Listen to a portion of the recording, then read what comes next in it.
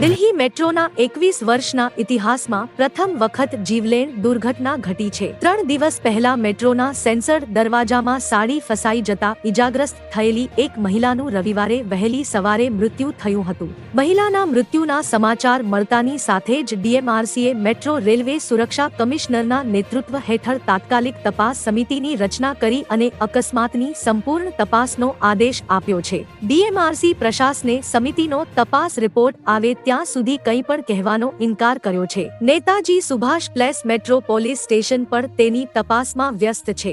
અકસ્માતની તપાસ માટે મેટ્રો સ્ટેશન પર લગાવવામાં આવેલા સીસીટીવી ફૂટેજ કેદ કરવામાં આવ્યા છે। તો મિત્રો હાલ માટે આટલું। મળીશું નવી અપડેટ સાથે જ। જો તમને અમારા વિડીયો પસંદ આવતા હોય તો વિડીયોને લાઈક કરી દેજો અને ભારત સમય ન્યૂઝ ચેનલને સબસ્ક્રાઇબ કરી બાજુમાં આવેલા બેલ આઇકોનને દબાવી દો જેથી તમને આવા સમાચારની અપડેટ મળતી રહે।